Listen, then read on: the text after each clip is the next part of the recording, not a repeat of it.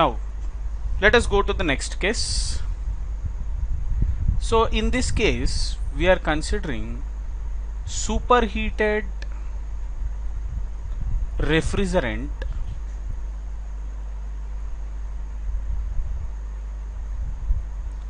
entering the compressor.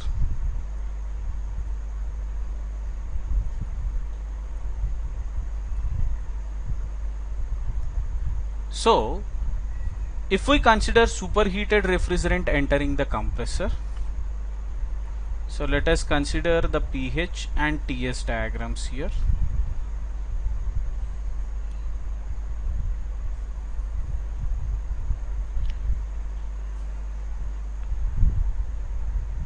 So you will get like this, the saturated liquid and saturated vapor lines in the pH and TS diagrams. Now superheated refrigerant entering the compressor, that means position 1 will be outside the vapor dome like this. Position 1 is outside the vapor dome. 1 to 2 is isentropic compression, so you will get a vertical line in the TS diagram like this, whereas in the pH diagram the pressure increases and at the same time enthalpy increases due to compression. Then 2 to 3 is condensation at constant pressure. You will have the curve like this or line like this in the pH diagram, and in the TS diagram the temperature comes down to the saturated state, then phase change takes place from 2' to 3. Then 3 to 4 is throttling expansion. You will come across the throttling expansion like this, and here 3 to 4 the expansion will be like this. Now 4 to 1, at constant pressure there will be vaporization in the evaporator, so you will get the curve like this, and here from 4 to 1' there will be phase change in the evaporator, and 1' to 1 superheating happens. That means the temperature of the refrigerant increases in the evaporator itself. Now if you observe, the entry condition and exit condition both are superheated, so he will give only one superheated temperature. We have to determine the other by using this S1 equal to S2 condition. So S1 will be equal to SG1' plus CPV ln superheated temperature is T1 by saturation temperature is T1'. The second condition is also superheated, so S2 is equal to SG2' plus CPV ln T2 by T2'. Then H1 is equal to Hg1' plus CPV into T1 minus T1', and H2 is equal to Hg2' plus CPV into T2 minus T2', and H4 is equal to H3, which is equal to HF3. This we need to consider. Now if you observe this diagram carefully, the amount of refrigerating that effect that we are getting, so the refrigerating that we are effect that we are getting here is this one, and if you observe, of all the conditions that we have learned, this is giving us more refrigerating effect. So H1 minus H4 is the refrigerating effect, and that refrigerating effect can be obtained from the pressure enthalpy diagram.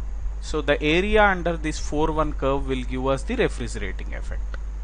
So this refrigerating effect is more compared to all the 5 conditions. As a result of that, this condition will give us more COP. But here the evaporator should function very perfectly, then only we will be able to achieve superheated condition at the end of this evaporator. So this is one important thing that we need to remember here. Now see, without any variation in the compressor work input, we need to improve the COP of this vapor compression refrigeration system. So without any variation in the compressor work input means this 1 to 2 condition should remain the same, but we need to improve the COP. So 1 to 2 condition is remaining the same means the highest pressure of the cycle, that is the condenser pressure, and the lowest pressure of the cycle must remain same. In order to improve the COP, we need to consider a sixth condition, that is superheated refrigerant is entering the compressor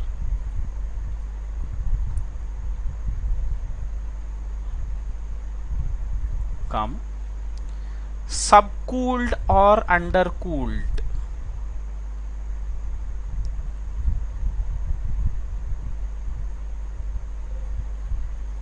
Refrigerant leaving the condenser.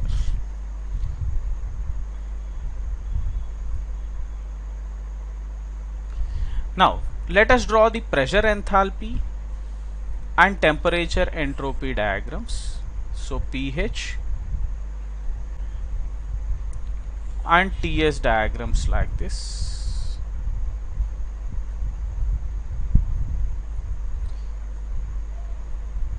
So you will get a bell shaped curve like this, and in the pH diagram the curve will be like this. Now superheated refrigerant is entering the compressor means condition 1 will be outside this vapor dome, and here also condition 1 is here. 1 to 2 is isentropic compression. You will get a vertical line in the TS diagram like this, and 1 to 2 in the pH diagram is represented like this. Then 2 to 3 is condensation at constant pressure. Here just try to understand, dear students. So during condensation, this refrigerant should leave the condenser in the subcooled or undercooled condition. That means that should be below the liquid saturation line. So here from this superheated state to the saturation state there should be a drop in temperature, then phase change should take place from 2' to 3', then the temperature of the refrigerant should decrease due to subcooling or undercooling of the refrigerator, of the refrigerant in the condenser. So the temperature drops due to subcooling or undercooling. See, subcooling or undercooling is the process in which the temperature of the refrigerant will come below the saturation temperature corresponding to that pressure. So that is the reason we have taken 0.3 here. 3 to 4 is throttling expansion. You should represent it like this. And throttling expansion in the TS diagram looks like this. Then 4 to 1, at constant pressure there will be vaporization in the evaporator. Then at saturation temperature there will be phase change in the evaporator, and after that superheating of the refrigerant takes place in the evaporator from 1' to 1. So this is how the pH and TS diagrams look. Now if you observe the previous case and this case, I have told you that without variation in this pressure, the highest pressure and the lowest pressure of the cycle, that means the amount of work input that we are giving from 1 to 2, we need to improve the efficiency or COP. So in order to improve that, we need to improve the refrigerating effect. So work input to the compressor should remain the same. So refrigerating effect should increase. For that reason, we have shifted this 3 to 4 condition to here, such that there is an improvement in the refrigerating effect without any variation in the work input that we are giving. That means there is an additional increase of this much amount of the refrigerating effect with the same work input. So that is the reason in the sixth condition we are going to get the maximum COP in all the cases because of this subcooling or undercooling in the condenser. Now let us see what happens to these S1, S2 values. S1 is equal to S2. Both are superheated conditions. So S1 is equal to Sg1 dash plus specific heat CPV ln T1 by T1 dash. Then S2 will be equal to Sg2 dash plus CPV ln T2 by T2 dash. Then H1 will be equal to Hg1 dash plus CPV into T1 minus T1 dash, and H2 will be equal to Hg2 dash plus CPV into T2 minus T2 dash. Now here H4 will be equal to H3 but not equal to HF3. The reason is, in this particular case you can observe that H4 enthalpy is equal to H3 and HF3 means enthalpy of liquid is up to this particular point. This is HF3 dash. Corresponding to that pressure, from the tables we will get this enthalpy, but we require this enthalpy, which is H4 is equal to H3. So in order to get this H4 is equal to H3, we need to subtract this much amount of enthalpy, from HF3 dash. So what is this amount of enthalpy?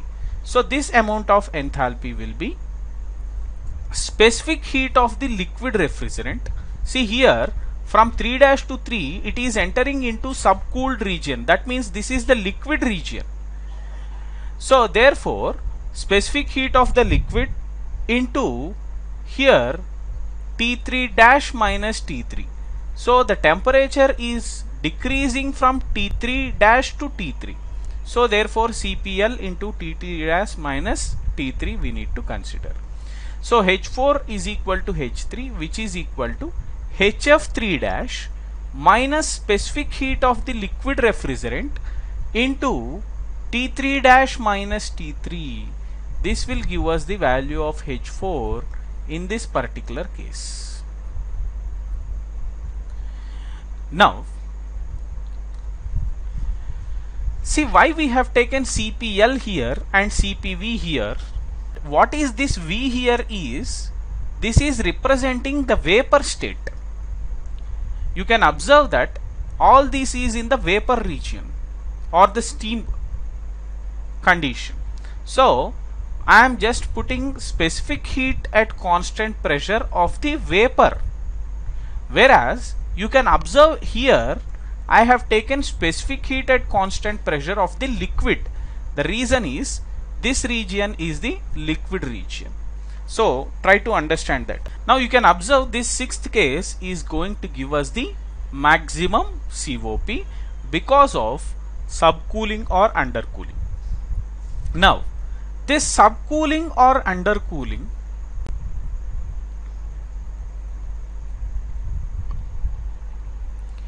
in order to achieve this, the condenser efficiency should be higher.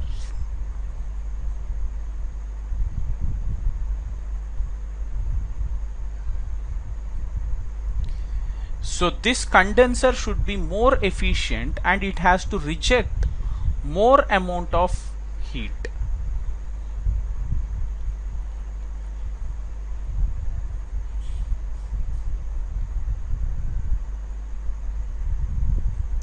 Then only we will be able to achieve this subcooled condition or undercooled condition.